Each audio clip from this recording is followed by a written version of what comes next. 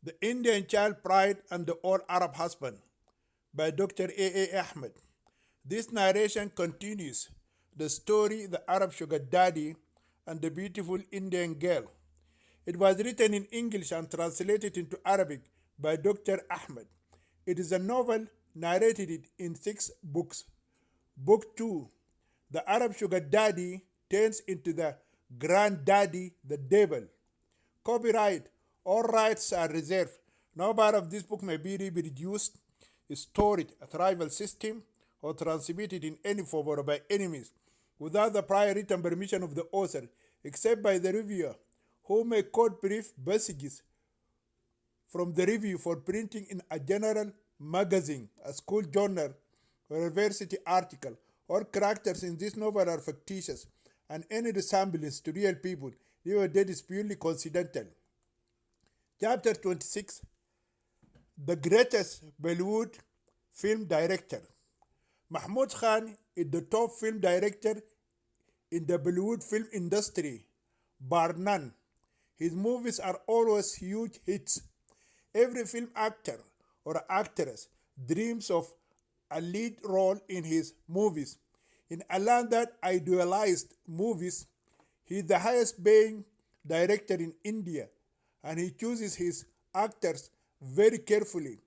He would never give the main roles in his movies to beautiful new female actresses, but always targets high profile girls such as Miss India, Miss World, or Miss Universe.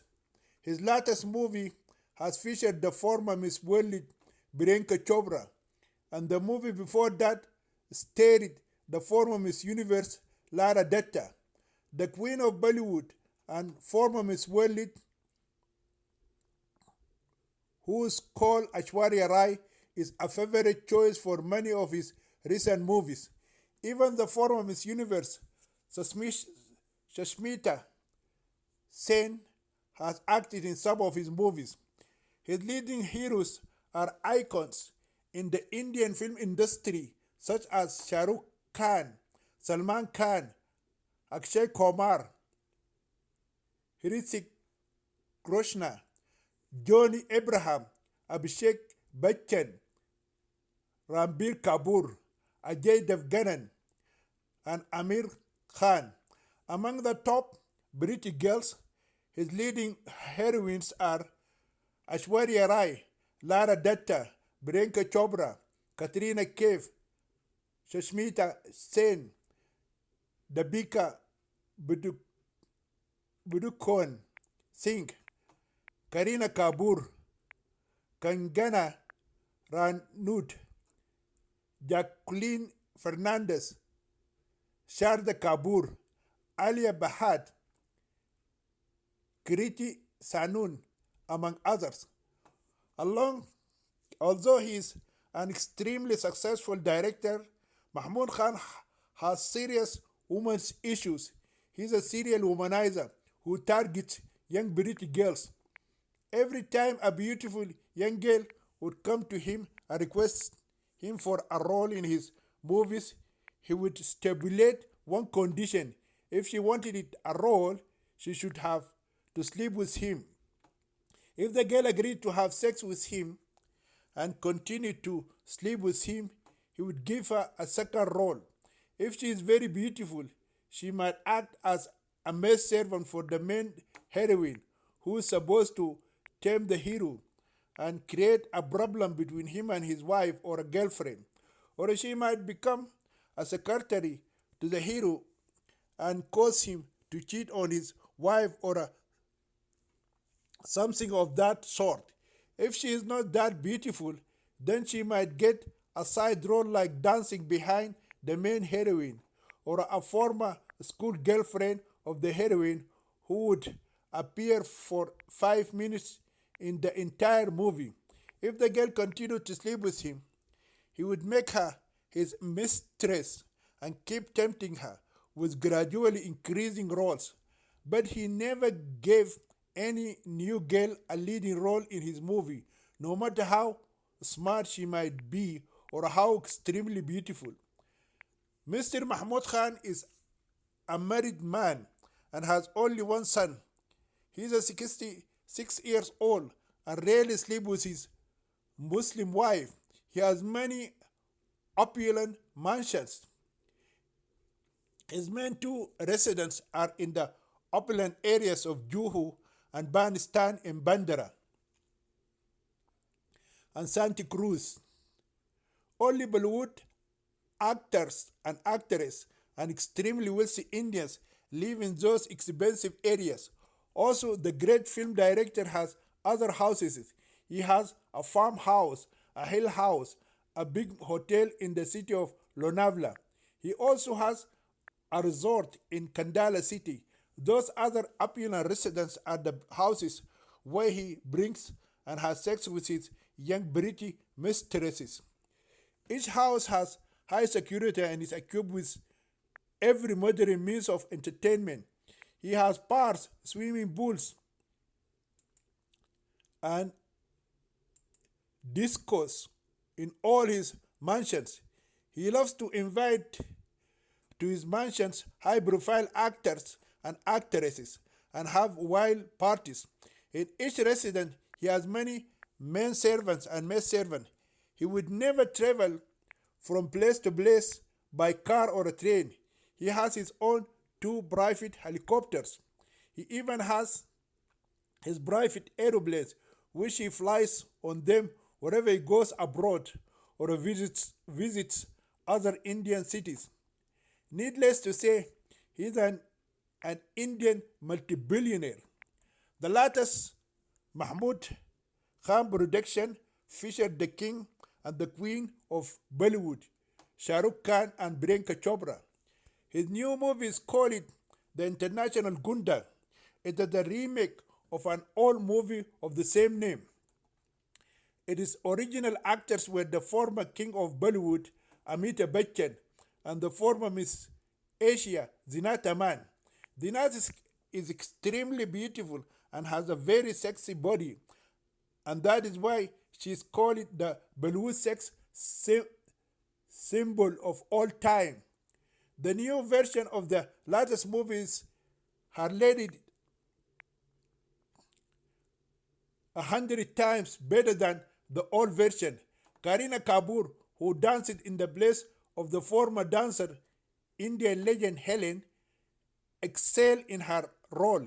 It is no surprise that the movie is must see for everyone in Mumbai.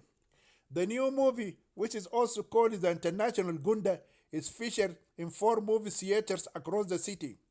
Tickets were sold a month in advance, and black market clappers offered them for 10 times their original price. Mahmoud Khan came to inaugurate his hugely successful movie in the famous Eros Theatre near Chandigarh. Usually, he would send a representative to launch his new movie, but the unprecedented success of this particular movie enticed him to make a personal appearance in Eros Theatre. Unlike in Western countries, the make or break factor for Bollywood movies is solely dependent on the songs and dance, and the make or break factor line up. It is normal for a movie to be a hit if it features sweet and popular songs and excellent dance. And if the hero and heroine dance well, of course, the hero and heroine have to be on the A list of Bollywood. Other Brazilians believe in having two religions, Christianity and soccer. The Hindus they will tell you they worship 3 religions: Hinduism, cricket, and the Bollywood film industry. The greatest of all greats, Mr. Mahmoud Khan, has spent only 10 minutes in the movie theater before he got up and left. As he is leaving, he spotted the most beautiful Indian girl he had ever seen in his life. He could not believe that such a beautiful girl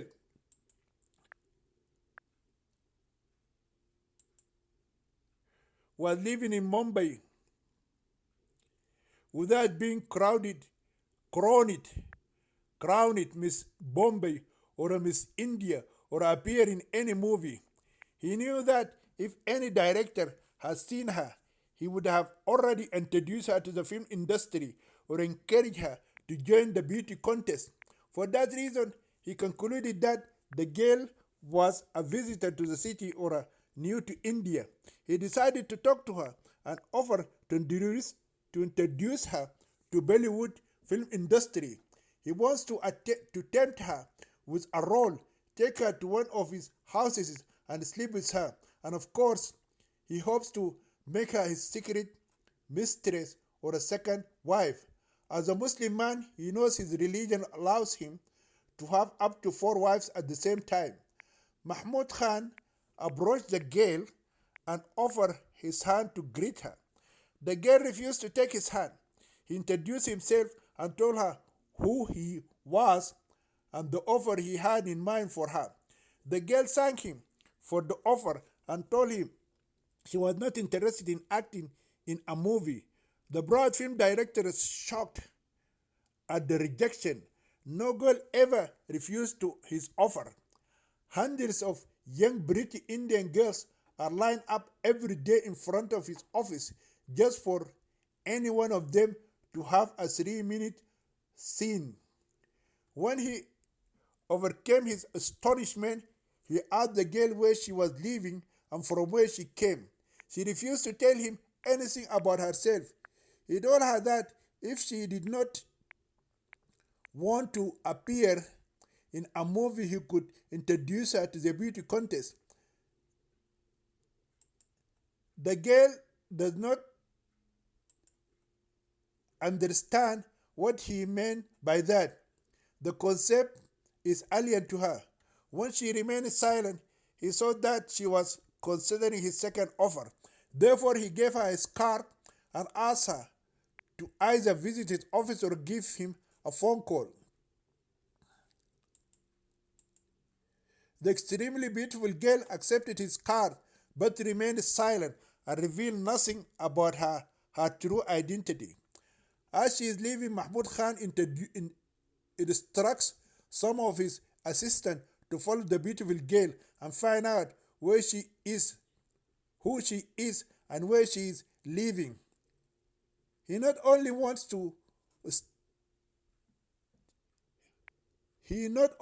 her to star in his movies and crown her as Miss India, but he believes he has fallen in love with her at first sight. He had never felt that feeling for any British woman before.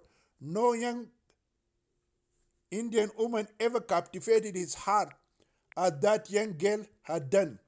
Although the girl had walked away, still her magnificent beauty engraved itself in his mind, and her sexy body kindled unquenchable flame within him. No girl ever before had so captivated his mind, created such extreme sexual arousal, and filled his entire body with erotic interest as that lovely girl has done. It is not for If it is not for his position, he would have followed her everywhere she goes. Instead, 3 of his men began to follow her and try to gather information about her and pass it on to their proud and successful boss.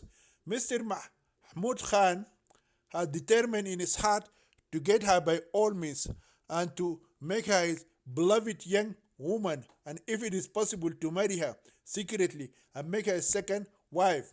While she was walking away, he continued to stare at her as if he had seen for the first time the queen of the beauty of the whole universe. Chapter 27. Seeing the most perfect feminine beauty ever. In the meantime, Iffat Khan decided to fool her new security guard, the Muslim lawyer, and go to see the latest Indian movie. She has planned to go outside with her face and hair uncovered. She thought in that way the Muslim lawyer would not recognize her. She knows he saw her with her face fully covered by her Islamic niqab, and her entire body was concealed behind her black burqa. She had never stepped in public before without her Islamic abaya and niqab. She knows that no one has seen her face since she came to India, so she expected that the Muslim lawyer would not recognize her if he happened to come in front of her face to face without her black burqa. She put on her sirwal kameez,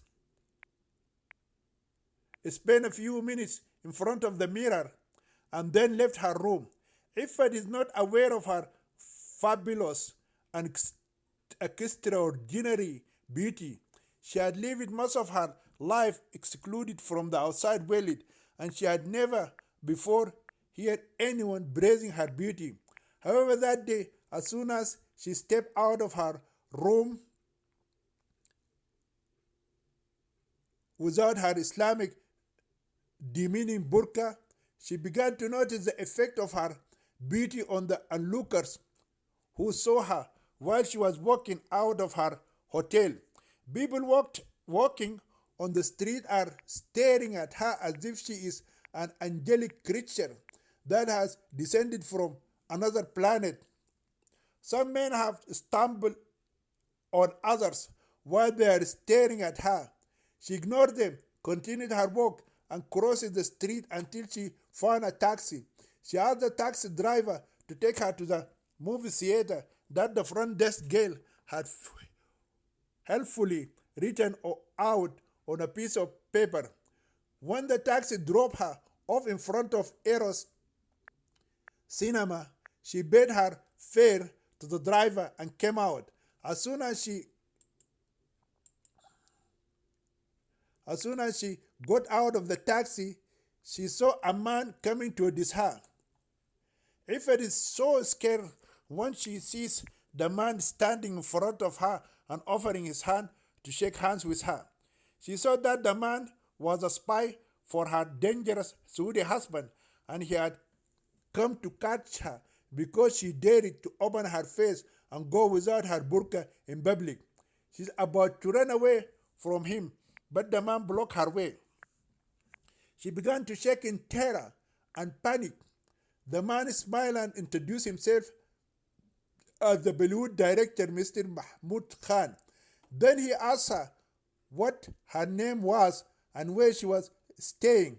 She refused to tell him her name, and she also decided not to reveal where she was staying. She is scared that the spy might recognize her and inform her terrorist husband. She knows that her Arab husband would cut her throat if he came to know that she had disobeyed his orders and stepped out of her hotel with her face and hair uncovered and her body not concealed by her burqa. The man told her that he is a film director and he would like to offer her a role in one of his upcoming movies. At once, the extremely frightened girl Ifat rejected the offer. He said to her if she was not interested in acting in a film, he had another offer for her. He then told her he would love to introduce her to the beauty contest. The imprisoned first Muslim wife of the old geezers, of the Arab old geezer, had no clue what the man is talking about when he says the beauty contest. When she remained silent, he took out his card, offered it to her, and asked her to visit his office or call him on the phone. She has accepted the card from his hand because she wanted it to get rid of him. After that, she walked away from him without uttering a word. Ifat felt great relief when the man did not stop her or follow her. She went to the movie theater. She is told that all the tickets were sold and the movie had already started a few minutes ago. Ifat felt so disappointed when she came to know that the tickets were sold a month ahead. She decided to stop a taxi and return to her hotel.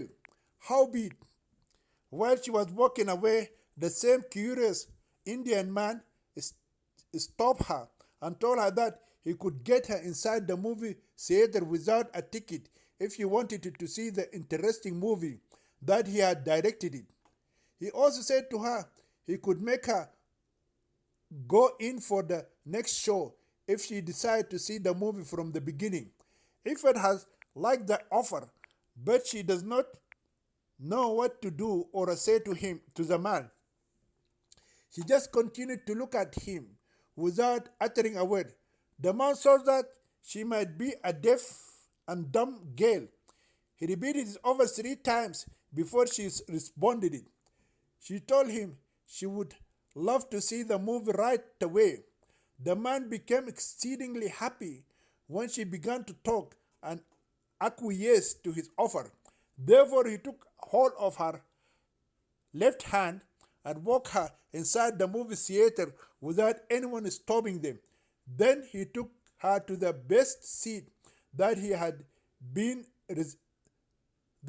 reserved for him and said to her, "Oh, pretty young lady, please enjoy the movie," and left the theater hall. The generous man had been forgotten. Ifat immersed herself and began to enjoy watching the movie on the big silver screen. It is her first experience of watching a movie on the silver screen, and she is thrilled with the new experience. When the interesting movie is over, Ifat comes out of the theater, stops a taxi, and returns to her hotel, followed without her knowledge by the 3 men of the great movie director Mahmoud Khan. One of them followed her inside the hotel. He showed his card to the front desk and asked them to tell him about the pretty young girl who had just walked in. He said further that he had been sent by the famous movie director Mahmoud Khan to talk to the girl and offer her a role in his next movie. He also said that he would love to know her name and from where she has come.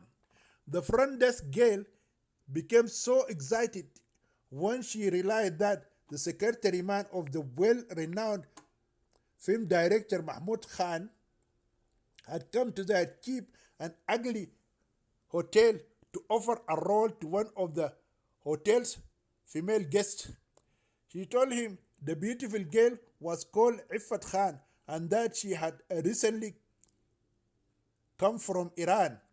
When he requested her to call the girl and ask her to come and talk to him, the receptionist girl immediately picked up the phone receiver and dialed the room number of Ifat Khan. When Ifat responded to the call, she told her that someone would like to talk to her. Ifat has become so frightened when she learns that a man has come to speak to her in person. She saw that someone had already informed her dangerous Saudi husband that she had gone out of the hotel with her face and hair uncovered and without the burqa concealing her body. He decided to deny that she had ever stepped out of the hotel. She put on her black burqa, carefully concealed her face with a black niqab, and came down to meet the man. The secretary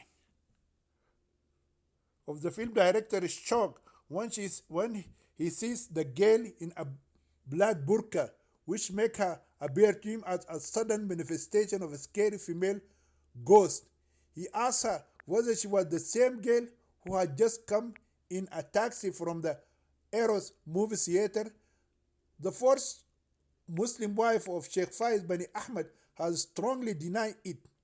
The front desk girl became confused when Ifat openly denied that she was the same girl. She knew that she was the one who went out without her burqa and just came in. She even handed over her room key to her when she came back. She is the very same girl who gave her the address of the Eros cinema and told her to go and watch the best movie in town. Regardless, the man of Mahmud Khan knew that she is the one and tried to talk to her about the movie offer. She told him that she did not live in India. She came from a foreign country and she would soon return to her country. For that reason, she is not interested in appearing in any movie.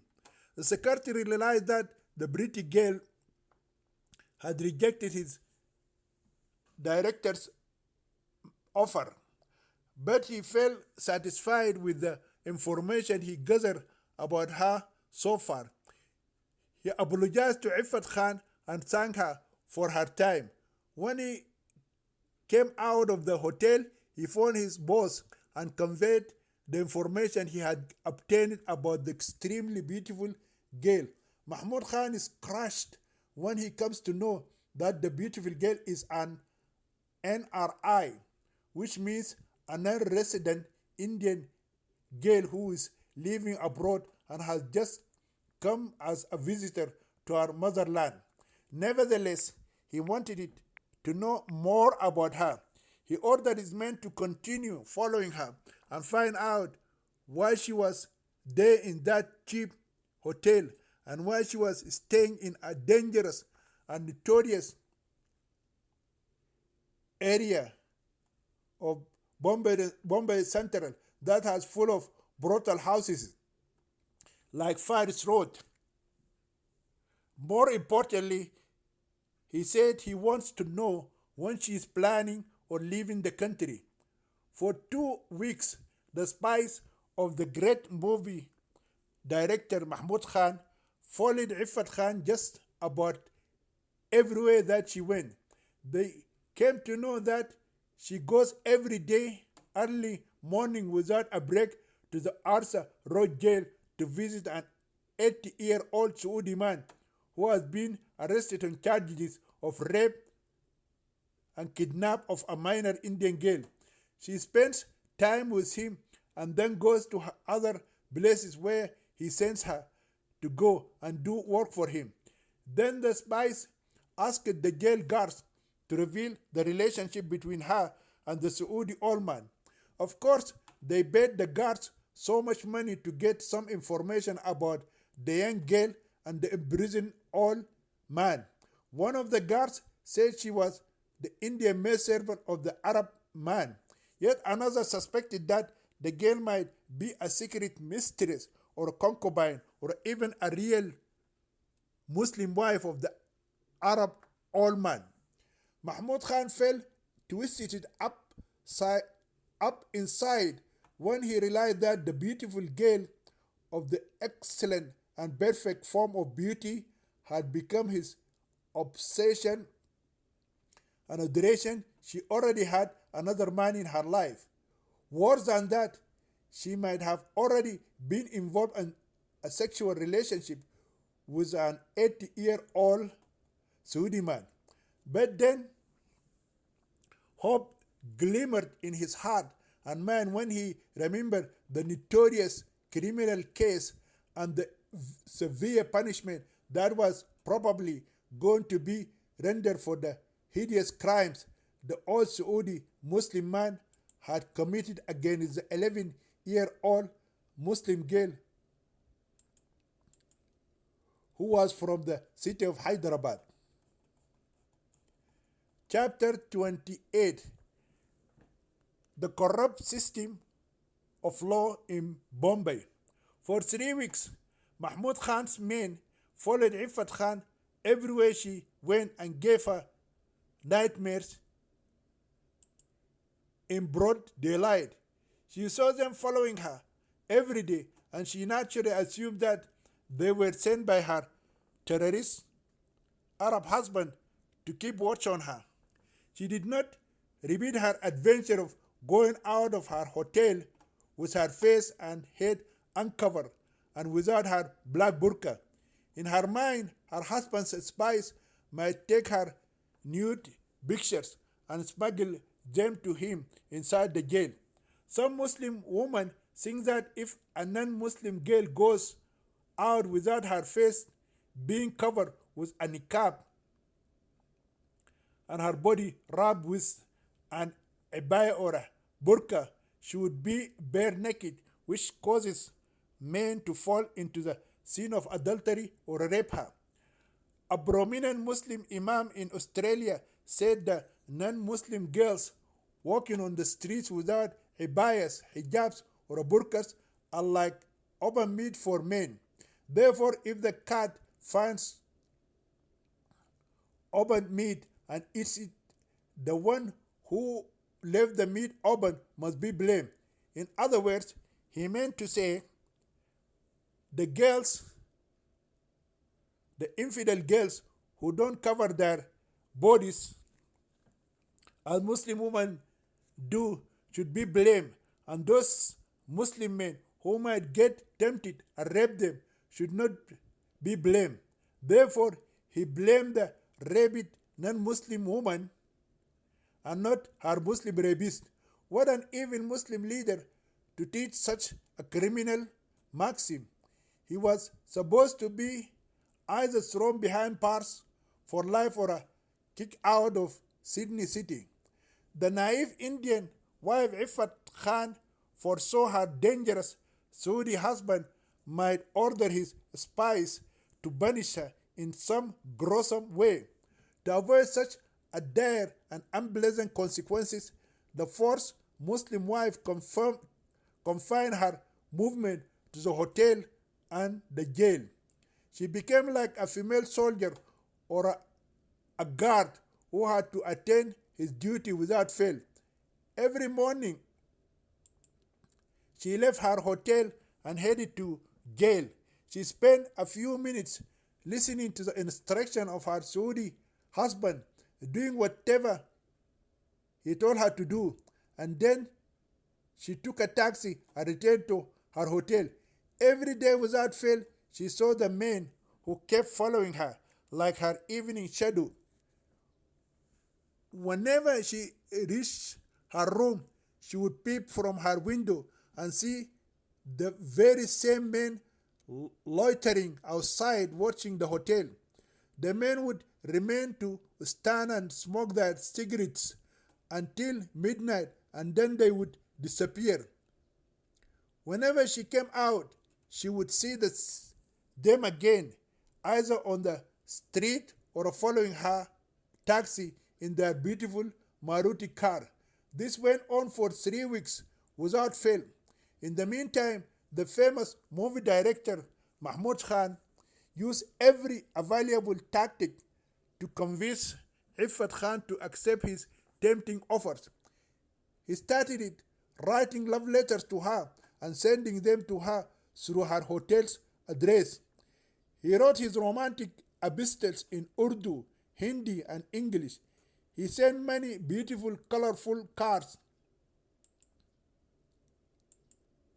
He even sent her bouquets of beautiful flowers. He collected the loveliest poems he found and sent them to her. He sent her invitations to expensive restaurants and five-star hotels such as the Taj Mahal, Sea Rock, Oberoi Tower, Alila's Palace.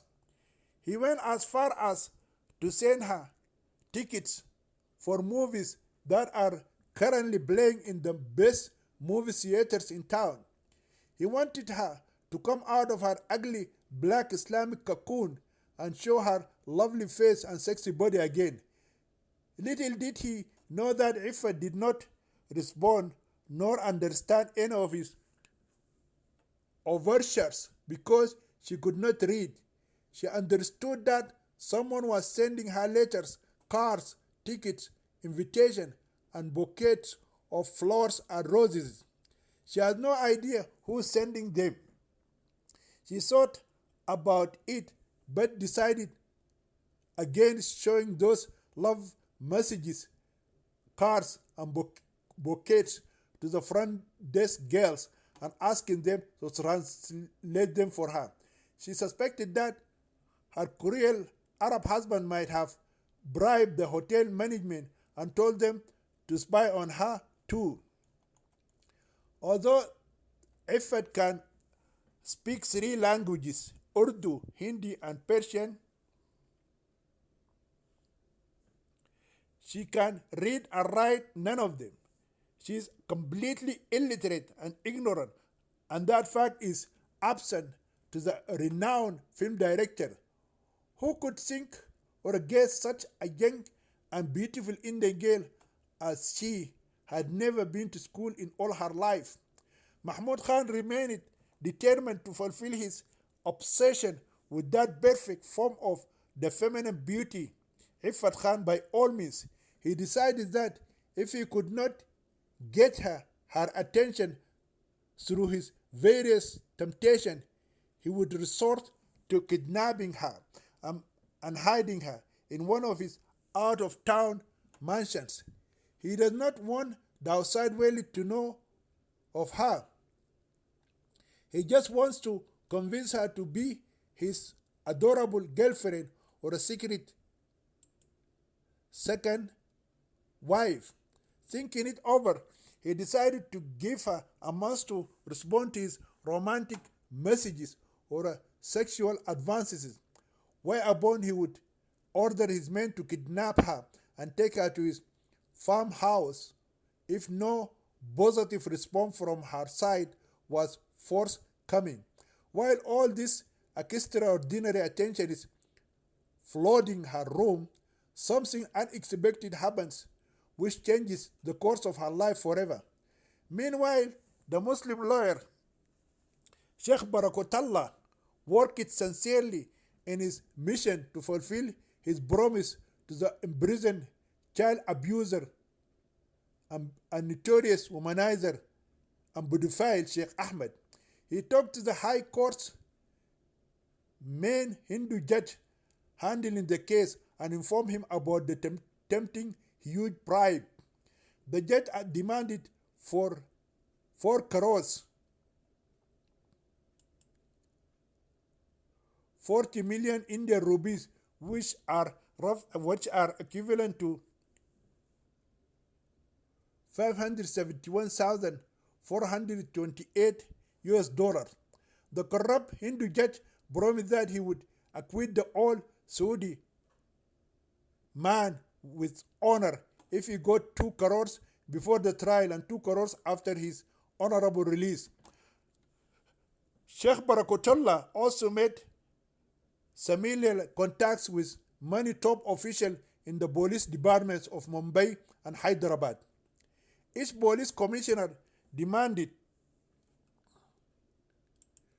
20,000 Indian rupees. Sheikh Barakatullah worked hard to contact and convince many other people in Mumbai and Hyderabad to join the secret bat. He talked to the Mumbai International Airport police officers who arrested the all Arab man and promised to pay them thousands of rupees if they would agree to change their statement. He also visited Hyderabad city and called in on the mother, brother, and sisters of Amina Hyder Ali.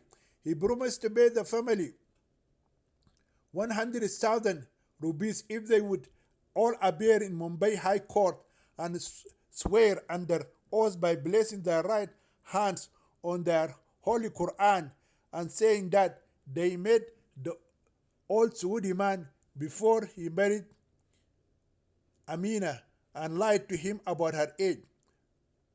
Through the mother, the Muslim lawyer also succeeded in contacting the abused child bride Amina Hyder Ali and made her promise to change her court statements. The mother told Amina that her father would not force her to go with the bad old Arab man who did those awful things to her.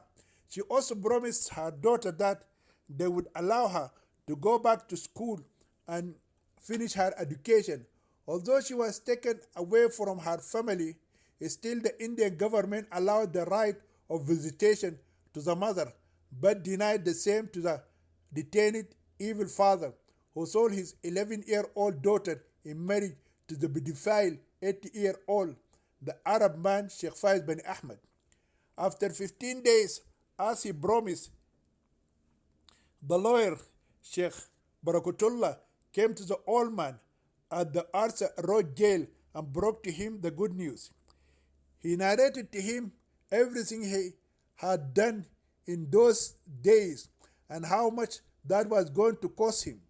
He informed him that the entire secret deal would cost him 14 crores, which is equivalent to 140 million Indian rupees, which equals to 2 million American dollars. 7 crores have to be paid before the trial and 7 crores after his honorable release. The greedy and crooked Muslim lawyer decided to get the lion's share of 6 crores himself.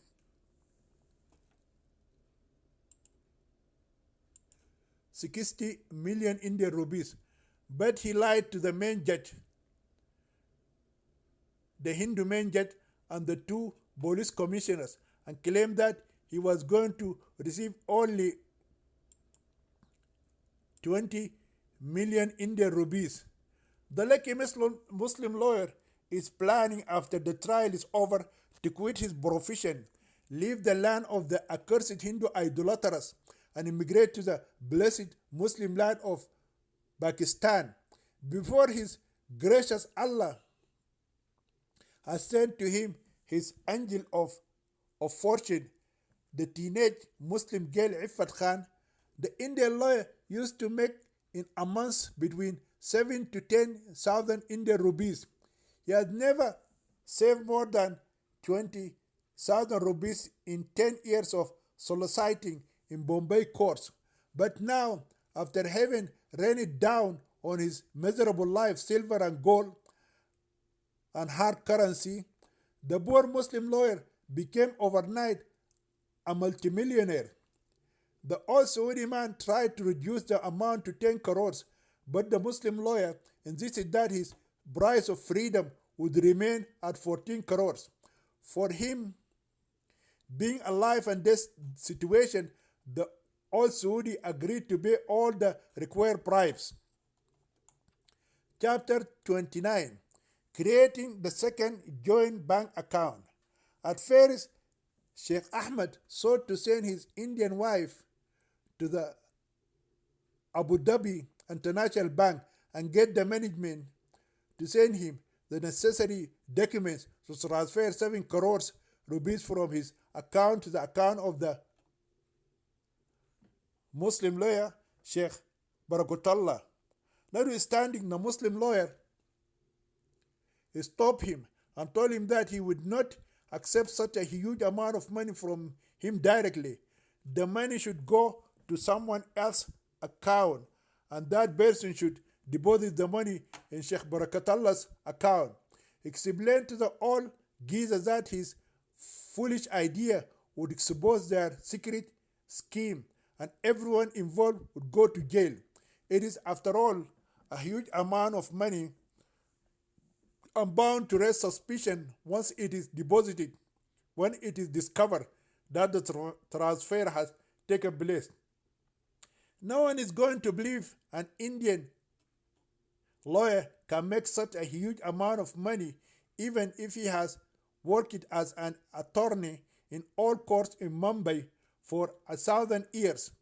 To keep such an illegal deal secretly hidden from the police, the media, and other curious eyes, a third person should act as the middle man.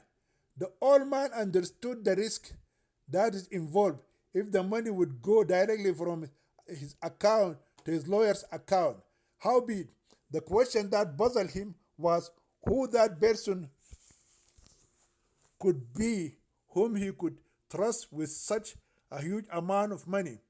It is the Muslim lawyer Sheikh Barakatullah who suggested that the faithful Indian maidservant should act in between. He told the old man that his maidservant was the only person who was not known to the government and the public. The old man understood that no one in India knew that his Indian wife is related. His Indian wife was related to him in any way. He bulked when he considered the amount of money that he would have to place in her trust.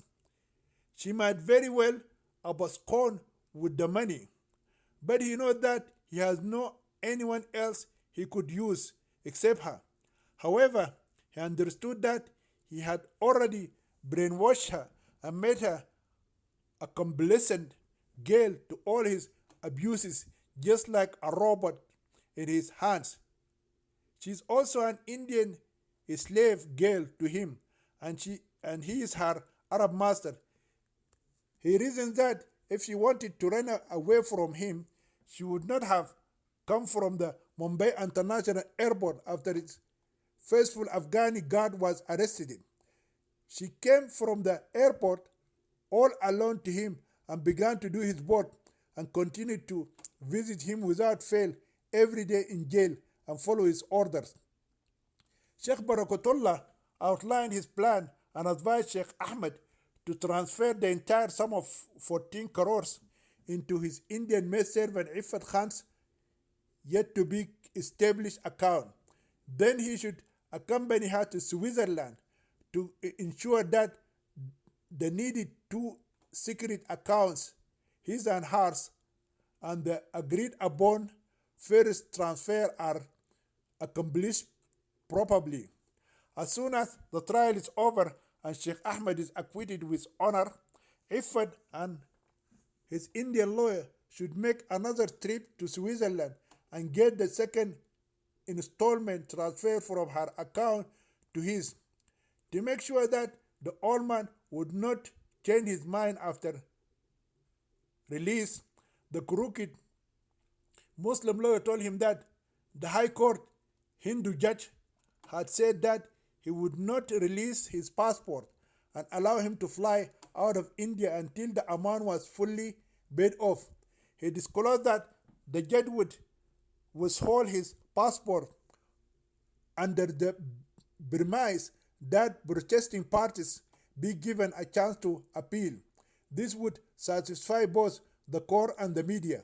The old man does not feel comfortable with any of the conditions: withholding of his passport, detention in India, transferring 14 crores to an overseas bank into the account of his Indian wife, but his Muslim lawyer told him that he has no other choice.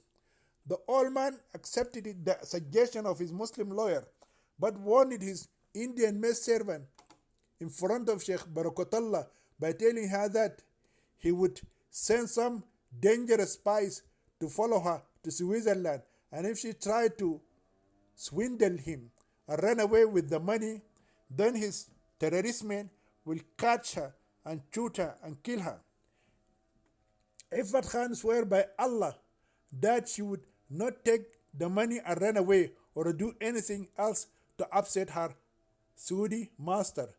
Nevertheless, the old man made some condition to the lawyer Barakatullah that he would not pay the first installment unless he would get in writing and voice recording statements of confession from him, the Hindu judge of the High Court, the two police commissioners of Mumbai and Hyderabad, that they are going to receive from him 7 crores of Indian rupees before the trial and another 7 crores of rupees after the trial for his release with honor.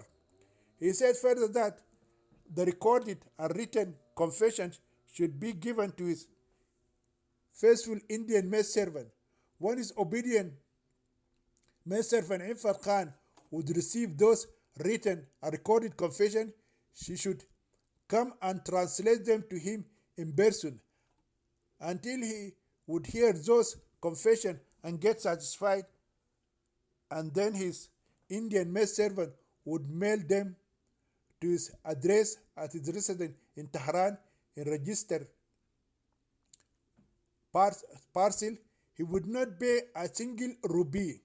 The old man knows that he has no one to receive those mailed confession when they reached Iran, but he wants to make sure that the Muslim lawyer, the Hindu judge of the High Court, the police commissioner of Mumbai, and the police commissioner of Hyderabad cannot renege on their word and let him hang high and dry and die like a stray dog in the gallows inside the dungeon of the accursed Hindus.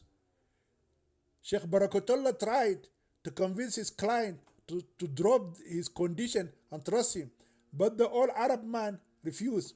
He said he would not trust his father or a brother with such a huge amount of money. Finally, with no one ready to move a leg, the Muslim lawyer has agreed to fulfill the conditions of the stubborn old geezer. But he said that he needed at least another couple of weeks to obtain the written and recorded statement of those Indian VIB persons.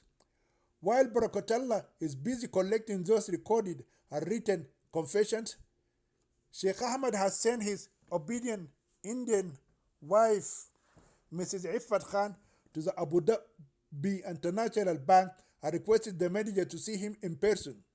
When the manager visited the Saudi man in jail, he told him to create a second account to his Indian wife, Iffat Khan, and transfer from the former joint account 140 million Indian rupees to her new account. The manager asked why he is transferring such a huge sum of money to his teenage Indian wife, but the old man said to him it was his money and he was free to do whatever he wanted it to do with his wealth. The manager apologized to him for interfering in his personal affairs. The manager of the bank is an Arab man from a small town in the United Arab Emirates. His salary is only 25,000 rupees per month. He guessed that the Saudi man was planning to purchase his freedom with that huge amount of money. Even so, he knows it is not his business to ask him that question too. He instructed the International Bank of Abu Dhabi open a new account for the fourth Indian Muslim wife of Mr.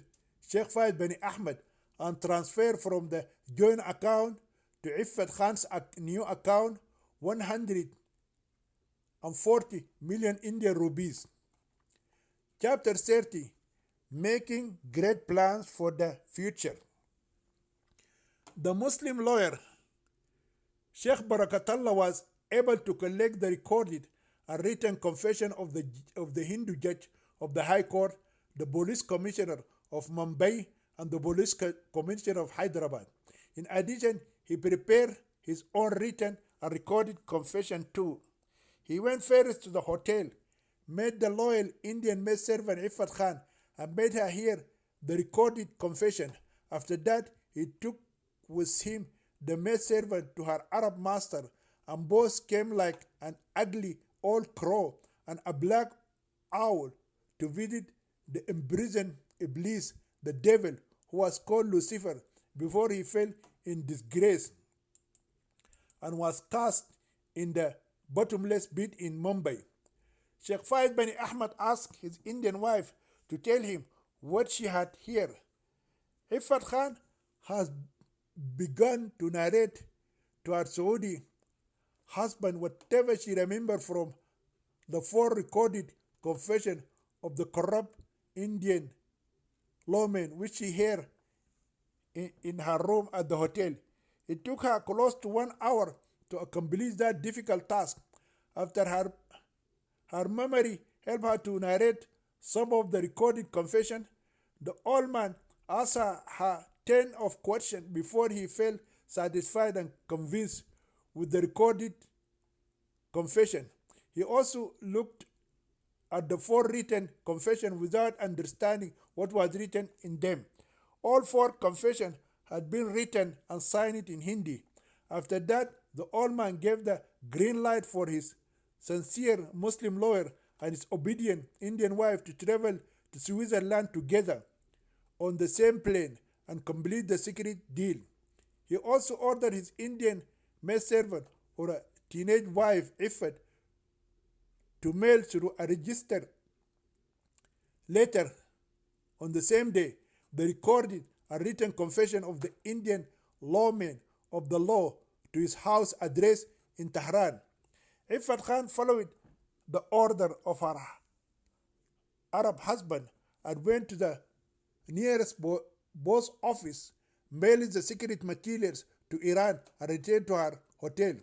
The following day, the happy lawyer Sheikh Barakatullah came to the hotel and asked the Indian maidservant to accompany him to the Swiss consulate. Sheikh Barakatullah had never been to any Western country. It is his life's dream to see the Western world, but he knew that dream would never be fulfilled even if he became a Hindu man and died 7 times and was reborn 7 verses. The only foreign country he thought he might visit is Pakistan. Even he knew he might not be able to visit the holy cities of Mecca and Medina, where there is the house of Allah, the Kaaba, which is called the secret Black Kaaba, and also the tomb of his gracious Prophet Muhammad. May the peace of and prayers of Allah be upon him, and also may Allah bless his blessed posterity. But after Allah came down from heaven in the form of an angelic black burqa-clad female and showered this blessing on him, he felt like he was the luckiest and most blessed Muslim man on earth. He has never dreamed of being one day an Indian crorepati, which means an Indian person whose net worth is at least 10 million rupees. Before luck knocked on his door, he never expected to ever fulfill his life's dream of visiting the West or emigrate to the Muslim country of Pakistan. Now, all his impossible to fulfill desires are going to be achieved after the blessed Indian Muslim girl Iffat Khan was sent by his Allah to the High Court in Mumbai and came and picked him up from the gaggle of 15 lawyers. Sheikh Barakatullah now loves Iffat Khan so much that she became his symbol of good luck. He had never seen her face, but he believed that she would be so beautiful and her face would be so radiant and shining like the face of Fatima al-Zahra, the daughter of the Prophet Muhammad. He also believed that such a blessed and holy Indian Muslim girl who is very faithful and obedient to her Arab master would be in her secret private parts pure and holy. If this is the case, like the daughter of Muhammad, Fatima, she would not have monthly menstruation too. Fatima Zahra, the daughter of the Prophet Muhammad, was nicknamed Al-Zahra because she was believed to be so pure and holy that Allah did not put on her the curse of the mother of all humanity, Eve, the wife, the fairest wife who tempted her husband Adam and made him disobey his creator by eating from the forbidden tree. For that unpardonable sin, God has made her menstruate every month, and she has passed her curse to all women. Although Fatima Zahra had sons from her husband Ali ibn Abi Talib, 2 of whom were known as Hassan and Hussein, still some Muslim historians claim that she never had never had menstruated in all her life.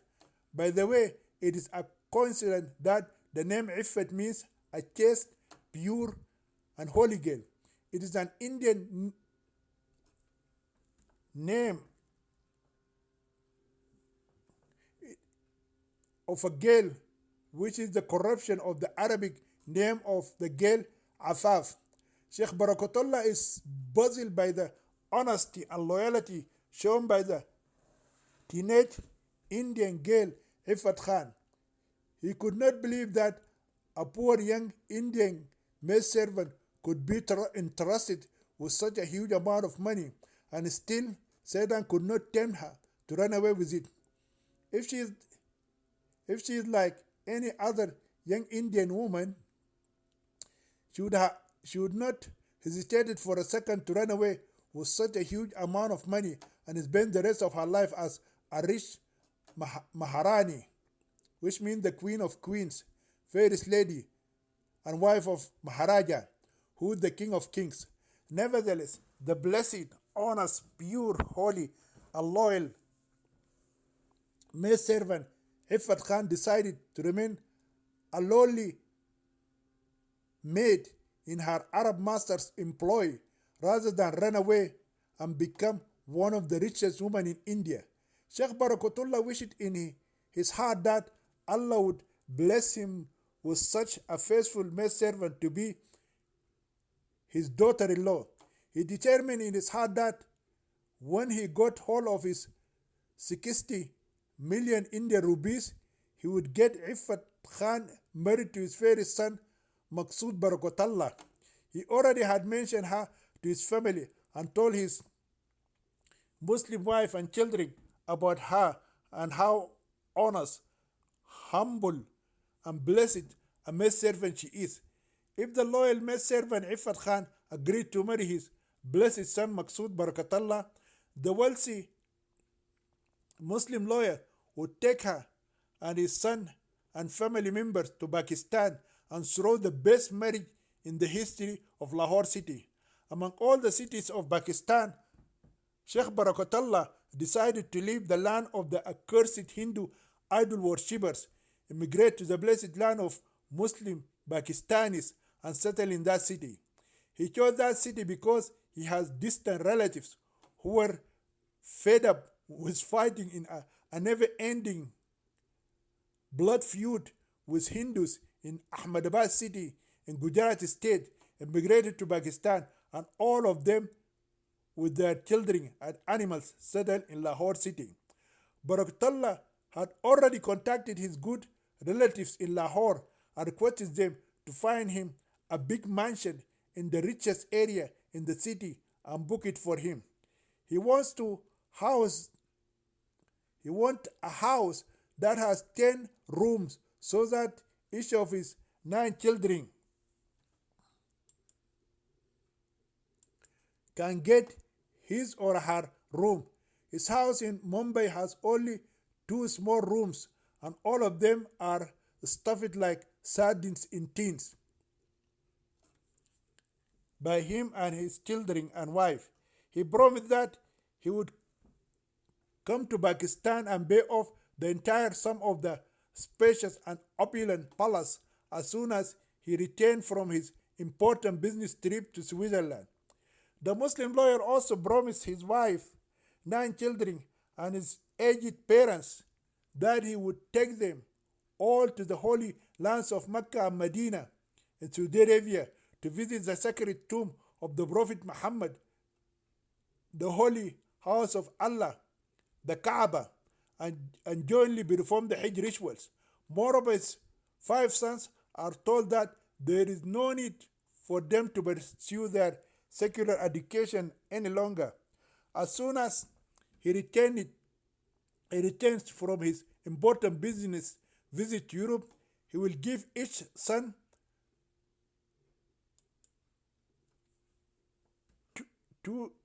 25,000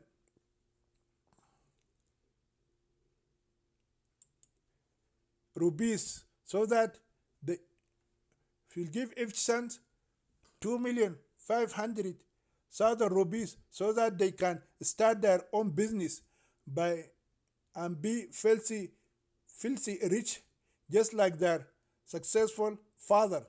To his 4 unmarried teenage daughters, he promised that he would find good Muslim boys, marry them off, and settle them down.